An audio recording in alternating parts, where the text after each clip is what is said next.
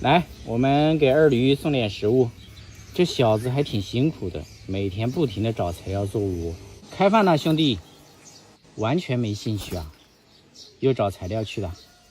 看一下他窝里面什么情况。哎，本来以为这小子在做窝，没想到他在拆家，鸡蛋都丢掉了。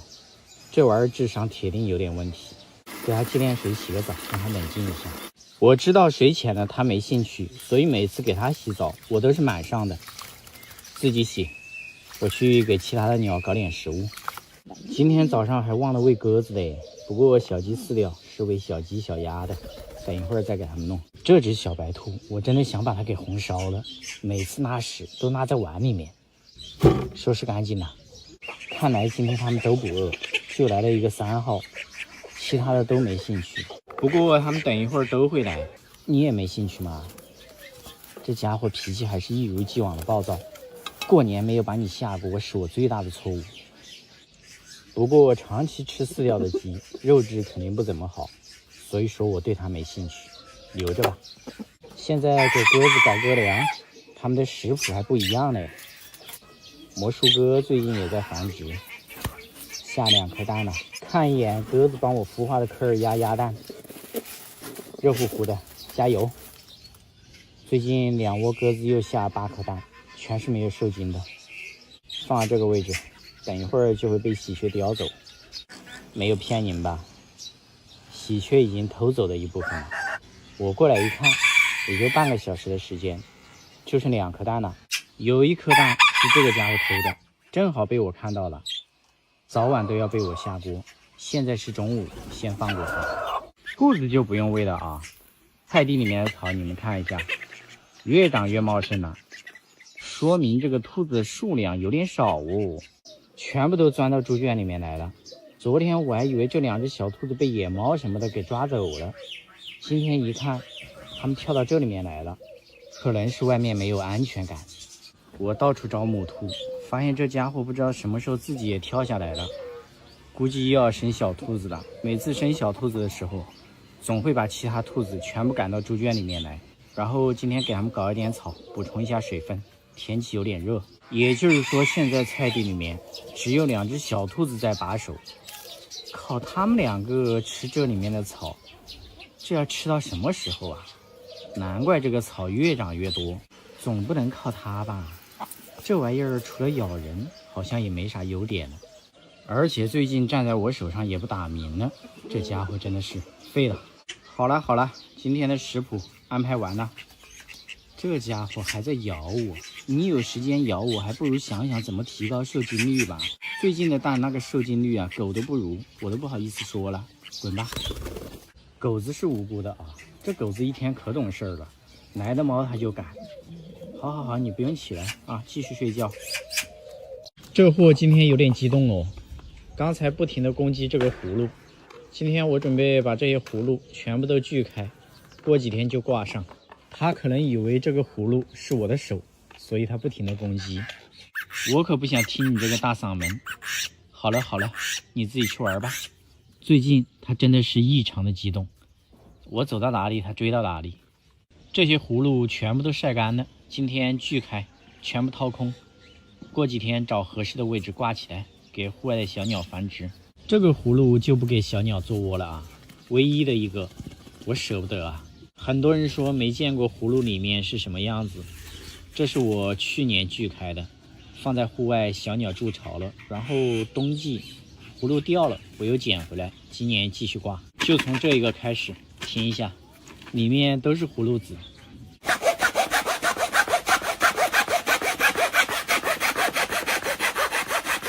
给没有见过葫芦里面是什么样子的小伙伴看一下，里面都是葫芦籽，今年又可以继续种了。给户外的小鸟筑巢，里面的空间一定要大一点，所以说必须要晒干。晒干之后，它壳跟籽都分开了，现在就可以了。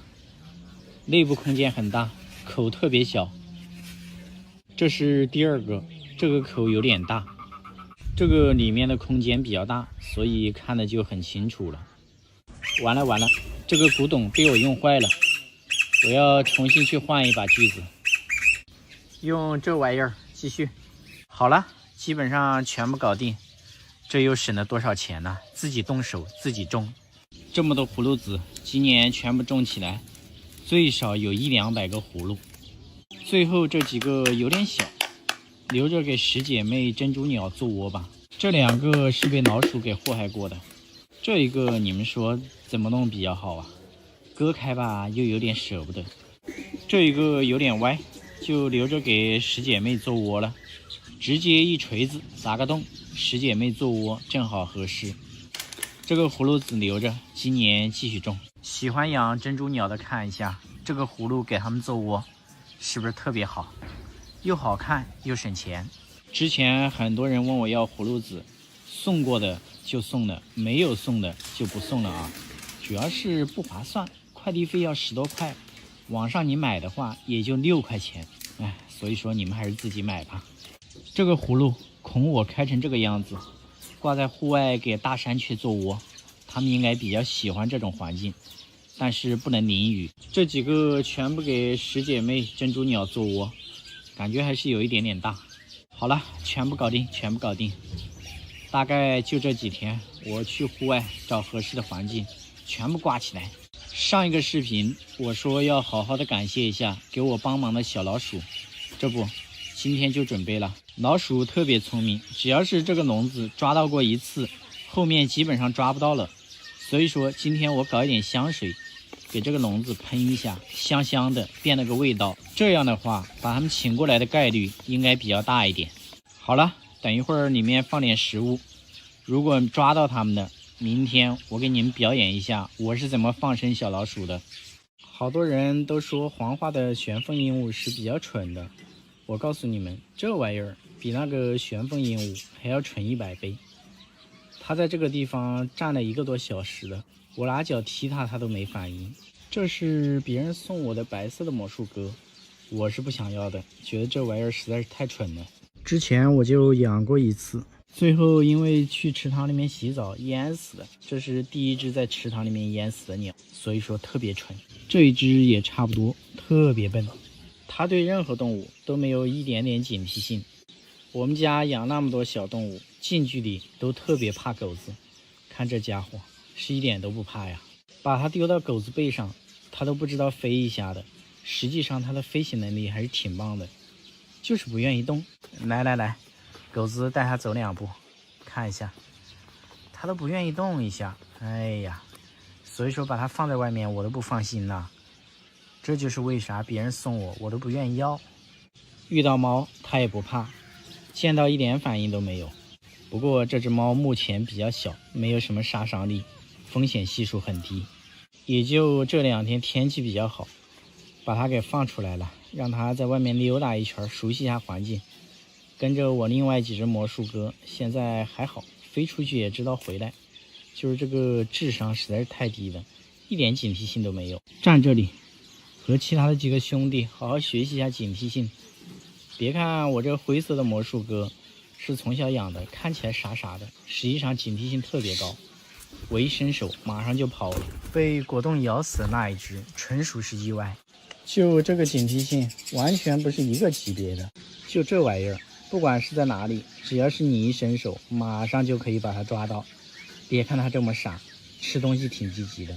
这个素狼任何时候都是鼓鼓的，所以说挺胖的。我刚才不是给它放到这个位置吗？另外一只魔术鸽已经飞走了，然后我就回家了。等了这差不多有大半个小时了，我出来它还站在这个位置，和乌龟一样，都不愿意动一下。所以说这就是为啥别人送我都不愿意要。要不是想着家里还有几只魔术鸽能带一下它，我都不愿意接手这玩意儿。重点是别人还送了一对，看还是挺好看的，就是有点笨。因为我比较喜欢散养鸟，所以说也挺担心的。晚上天快黑的时候，它和其他的魔术鸽上树了，它们每天都在树上睡觉。这一只刚刚都差点睡着了。看一下树上还有好几只魔术鸽，每天都在这里睡觉。你小子小心点啊，明天就把你关起来了，不然的话我都怀疑猫给你抓走了，你都不知道反抗一下，太傻了。兄弟们，谁家有漂亮的公鸽子，给我整一个。招架不住了，我家的鸽子孵化出来的小鸽子，青色全是红色的，没有一个其他颜色的。上一窝的2只都这么大了，清一色的红色。要不是都送人了，现在我家有几十只同款鸽子，所以我决定把这一只公鸽子给换掉。上一次不是跟大家说这一对鸽子在老鼠堆里面繁殖吗？都这么久了，我怀疑这蛋是废蛋。等一会儿看一下，因为长得都差不多，我现在都有点分不清了。这是哪一只啊？摇手，那就是比较亲人的母鸽子，这一只我要留下。现在把这2颗蛋带回去做个产检，看一下啥情况了。这环境我招架不住啊，周边全是老鼠屎。不过因为是散养的，他们自己选的环境，我也没有干预，没办法。大兄弟，赶紧让开哦！我一拿蛋它就咬我。我只是帮你们做个产检，没事啊。你出去玩一会儿。看这环境，真的是危机四伏啊！周边我还下的有老鼠夹，不过开关都关了。他们自己叼草在这里做的窝，刚把蛋拿出来，它就过来了。应该孵化了有10多天了。用手电筒照一下里面什么情况。看来的确是没有受精，我就知道是废蛋，因为拿在手里重量都不一样。一般正常情况下，孵化到第3天、第4天，里面血丝都特别明显了。废了！早知道下完蛋之后，我就给它洗一洗，煮着吃了，那不香吗？这又浪费2个鸽子蛋，放在这里，等母鸽子过来看最后一眼，就把它们给丢了。母鸽子已经过来了，它好像还认识它的蛋呢。告诉你一个不幸的消息，你这是假孕了。看看吧，马上就丢了。然后谁家有多余的漂亮的公鸽子啊，给我整一个。我这不能每一次繁殖出来都是一样的，这个基因强大的让我头痛，每一窝都是一模一样的。现在把这2颗蛋丢了吧，最近要抓紧时间给这只母鸽子找一个其他品种的。今年的这2只小八哥脸皮是真的厚，你不管弄个啥，它都要过来看一下，胆子特别大。看，我把蛋给丢了，它们终于不进窝了。等着啊，我抓紧时间给你再找个对象。别急，狗子，想吃东西吗？来，过来，给你搞一点你从来没有吃过的东西。中秋节没有吃完的月饼，据说今年的月饼都没人吃了，是真的吗？我一直觉得月饼还挺好吃的，看这个颜色就挺好吃的。我先来一口。哎呦，这味道还可以啊，味道还不错。又来了一口，剩下的给狗子吃，狗子不吃，给隔壁的猫吃。隔壁的猫是闻到味儿了是吧？我一说要给狗子搞好吃的，它就不知道从哪里冒出来了。来试一下，看狗子有没有兴趣。这么好吃的，你咋不吃嘞？我都干2口了。还是这个猫不挑食啊，给它马上就吃了。谁说这个月饼不能吃的？看我和猫吃的多香。给你的时候你不吃，人家猫吃的时候你还在旁边流口水。来，你吃，我就不信了，狗子连月饼都不吃。它好像觉得有毒一样。算了吧，让猫吃。那个猫吃了2口也不吃了，看来他们对这个月饼都没啥兴趣啊。等一会儿给果冻试一下。今天早上太阳挺不错的，好像升温呢。看他们俩玩的多开心。今天还没赶喂吃的嘞，马上去搞点火腿肠给狗子吃一下。这狗子太挑食了，它特别喜欢吃那个鸡肉牛肝，但是每周只能给它吃1次，不然的话养不起啊。这火腿肠它也不吃，等会儿给隔壁的猫吃吧，猫怎么也不见了。然后再搞个月饼给果冻试一下，它是不挑食的。完了，这个月饼连果冻都不吃，这是怎么回事啊？这我吃起来味道还可以啊，你也不吃是吧？你们这一个个的现在生活过好了是吧？连月饼都不吃。算了吧，放在这里让蚂蚁吃，要不是狗子舔过，我就把它给吃的。其实味道真的还可以哦。这一下你跑不了了吧？这该死的兔子，一天要越狱800次。刚在别人家菜地偷吃南瓜，被我逮到了。回来之后，我把布丁以前小的时候的铁链找出来了。这一下终于派上用场了。狗链拴兔子，你们见过吗？这家伙天天越狱，在野外待了很长时间，现在野性越来越明显了，和我也不亲了。刚刚我还说用铁链拴着，带它出去吃吃草，培养一下感情。没想到失去自由的它沉默寡言，动都不愿意动一下。看一下你的小伙伴，不听话被拴起来吧？你要是不听话，结局也是一样的。来，过来，狗子，交给你一个任务，你带着兔子出去溜达一圈，培养一下感情。我觉得自己真的是一个人才，看这样把它们拴在一起，兔子就跑不掉了吧？而且特别安全，还有一个保镖。本来我是想让布丁带着兔子玩的，结果你们看一下，这反客为主啊！兔子把布丁带着到处跑，越跑越远。还好拴着在，如果不拴着，也不知道兔子又跑到谁家的菜地去了。这狗子也是个奇葩，居然被一只兔子带着到处跑，兔子去哪里它就跟到哪里。这是产生分歧的吗？我们看一下谁听谁的。看，最终狗子还是跟着兔子。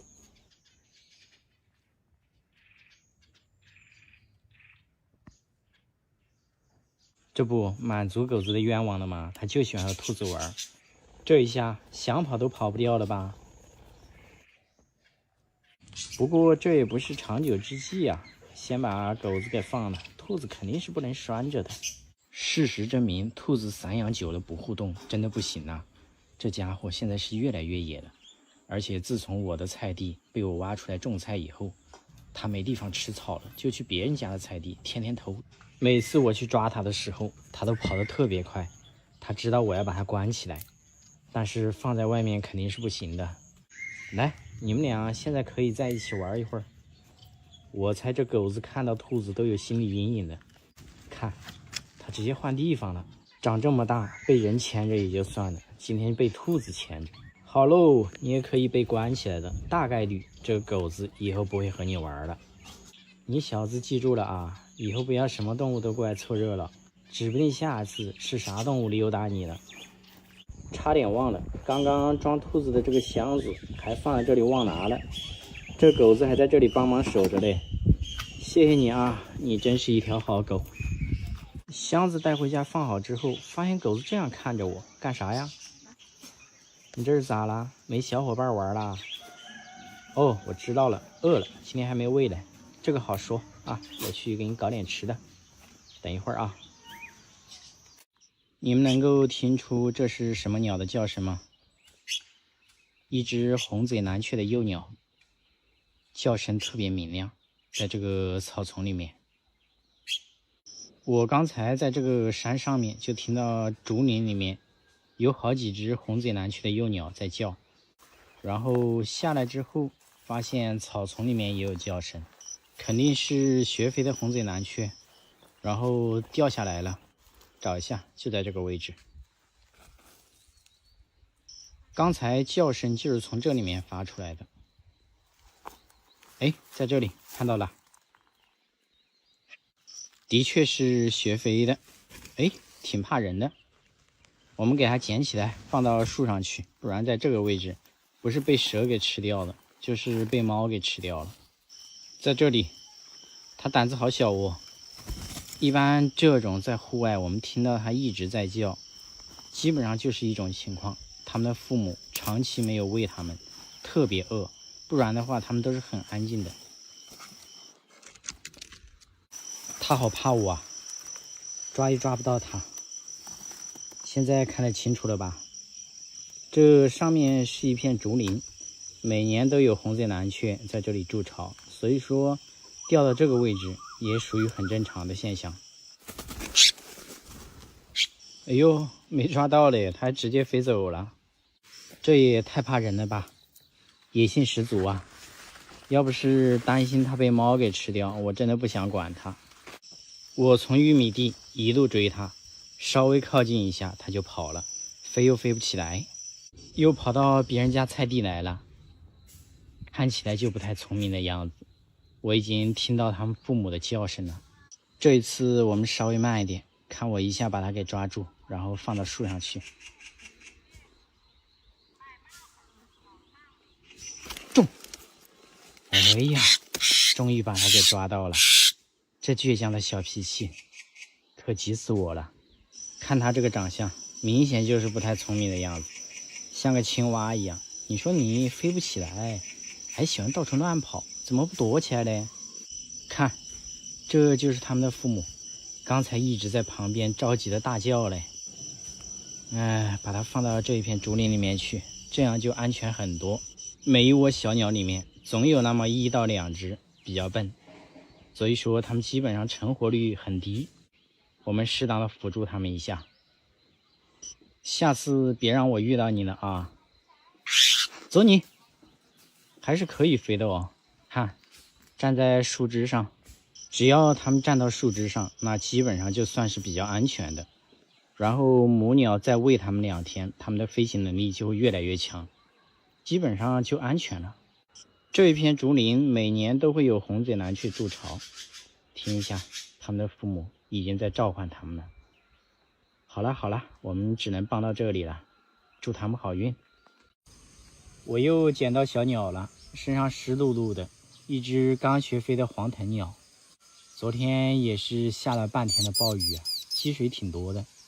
我刚刚吃完饭，骑着我的小电驴，说带布丁出去溜达一圈，结果就在这边发现这个家伙在水坑里面。还好水不是特别深，不然的话它已经淹死了。正常情况下，这种学飞鸟如果不是因为它的翅膀打湿了，基本上是抓不到的。我已经听到了它父母的呼唤，就在前面那一片菜地里面。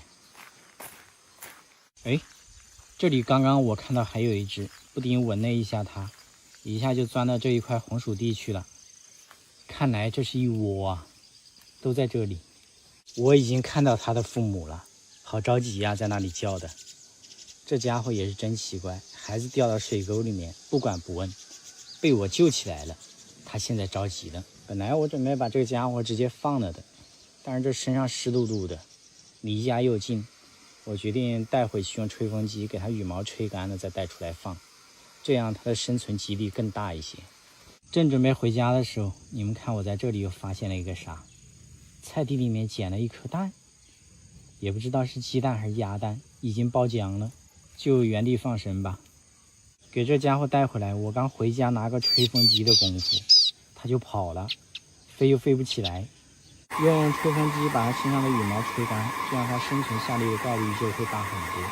最近经常下暴雨，加上鸟都在繁殖最后一窝，所以幼鸟还是挺多的。没有被我们遇到一个算了，适者生存嘛。要是遇到了，偶尔给它辅助一下，它就可以活下去。主要要把它肚子上的羽毛给吹干。这种幼鸟肚子上经常都是光秃秃的，受凉之后死亡率是很高的。现在全身的羽毛已经被我给吹干了，是不是立马就不一样了？看起来呆萌呆萌的。而且我用吹风机给它吹羽毛的时候，它好像特别享受，一动不动。现在带去放生。户外碰到这种幼鸟，什么地方捡到的，就在附近找合适的位置放生。这一块离马路稍微远一点，而且遮挡物比较多，就在这儿给它放了。我发现这帮家伙特别喜欢这一块红薯地呀，这只也钻到红薯地去了，飞行能力还挺强的。而且他的父母又过来了，已经发现他了，我们赶紧走。这货有点过分了，走的时候还在我手上拉一坨大便，擦干净带狗子去玩。这一条没人要的流浪狗也追过来了，怎么就没人把它捡回去养着嘞？天天跟着我们家布丁。带布丁在这个路口吹吹风，挺凉快的。不过我总感觉要下暴雨了，那一条小狗子已经跑了。出来还不到10多分钟，下大了。溜了，回家去。希望那个小家伙能挺过这一场暴雨，祝福他吧。你们就说这热不热闹吧？前面是鸡哥的叫声，后面是鸭子。这又来了一个大公鸡，我感觉我被前后包抄了。没事儿，一个个的解决。你说你一天没事你吼几嗓子干啥嘞？吵不吵啊？这是接力赛呀，又来了，就罚你在这里面壁思过5分钟。时间到了，我会过来扶你起来，不要对我招手，有本事你就自己起来，那是你的实力。我还要去解决另外一个嘞。哎呦，你还主动来找我来了是吧？要不是我担心他踢我，我早都把他给制服了。主要他现在是伤员呢，前几天在田里面玩了一天，回来之后眼睛肿了，感觉像是被什么给咬了，不过问题不大，并没有影响他这噪音般的嗓音，发挥依旧是这么稳定。这个家伙我跟你们讲很特殊，这个种群估计就他的智商不够，我放生了那么多鸟，就他不好放生。反正不是今天这里出点问题，就是明天那里出点问题，不是在受伤，是在受伤的路上。好了，你也安静了，是时候该把那只鸭子给放了，它还在这里招手嘞。你自己就不能有点出息，自己爬起来吗？来，我给你个支点，起来。这个支点好像只能让它转圈圈。惩罚时间到，起来吧。终于有点出息了，起来了。和鸭群汇合了，就中间那一只。你们猜他在说什么？一直在说话，就是听不懂。我猜肯定不是夸我，大概率是在骂我，反正听不懂，无所谓。对的，刚才另外一只扯着大嗓门叫的就是这个家伙。一段时间不理你，你这小子叫声越来越大了啊！关键是还惩罚不了他，躺在地上一下就起来了，你说气不气人？一点办法都没有。不像鸡哥，我听到他叫声太吵了，我还能来一个手动闭麦。这不闭上了吗？不对呀，这小子今天也闭不上啊，要我抠电池是吧？一点面子都不给我。也还可以了，起码降低了分贝，没有那么大的噪音。总体来说肯定比鸭子强一点点，起码嘴巴没有鸭子那么硬，不然的话它嘴巴怎么会断呢？是不是？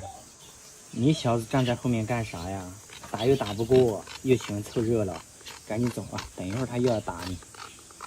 鸡哥这一会儿情绪很激动呢，指不定马上就要发脾气了，谁知道下一个倒霉的是谁呀？上树了，等一会儿我还要给这个家伙眼睛上擦点药，天天都在受伤。要不是他运气好，或者说我对他照顾有加，可能他的坟头草已经3丈高了。今天温度有点高啊，看他热的，但是这个位置又安全又凉快。等他午休一会儿，晚点给他擦点药。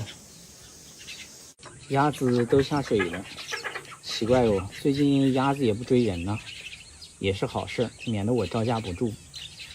今天又是一个高温天气啊，这狗子还活着在没？嘿，我还以为你领盒饭呢。检查一下狗窝有没有被霸占，好像霸占了，但是并不多，影响不大。这天气还是睡水泥地面比较凉快，虽然说它睡觉的地方比较多，但是这是它的狗窝啊。鸽子又进来了，走了走了，跟我走。还咬我是吧？你们看这货咬我痛不痛？我感觉他想把我这一块肉给扯下来。我这么厚的皮，你扯得掉吗？这只鸽子继承了我养鸽子的优良传统，爱咬人，爱转圈圈，我很喜欢。怎么又去狗窝了？要不你陪鸭子下水游个泳？如果淹死的，我会把你捞上来。还不下去嘞？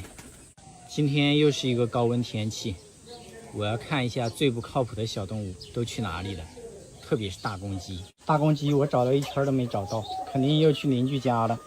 昨天我有个兄弟开玩笑说要给大公鸡煲汤嘞，我现在打电话跟他说大公鸡失踪了，吓唬吓唬他。您好，您的电话因欠费，暂时无法播出。话费咋用的这么快呀？又欠费了。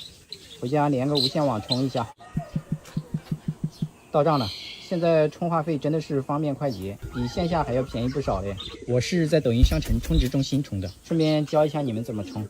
点商城进充值中心，或点评论区领取最高4元的话费券，去评论区看看吧。家里找不到，那就出来看看。我家大公鸡串门特别规律，所以说直接来邻居家的鸡笼，一下就找到它了。它正在和邻居家的母鸡聊天呢，说都是鸡语，我一句都听不懂。邻居家之前养了一大群母鸡，不知道什么原因，全都挂了，就剩这一只了。只要大公鸡一放，它就过来了。如果有一天我家大公鸡也挂了，那就是它的命，因为只要放出来，它就追过来了，赶都赶不走。而且我发现这几天站在我手上都不对着我打鸣了，只能关起来多。来，吼一嗓子。明天说不定我心情好，放你出去找母鸡。快点！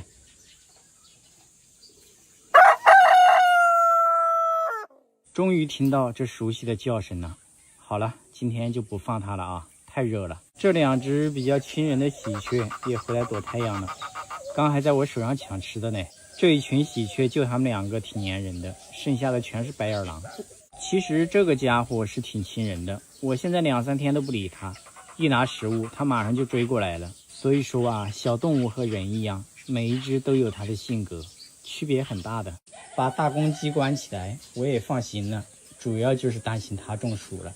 走了，我也该回家了。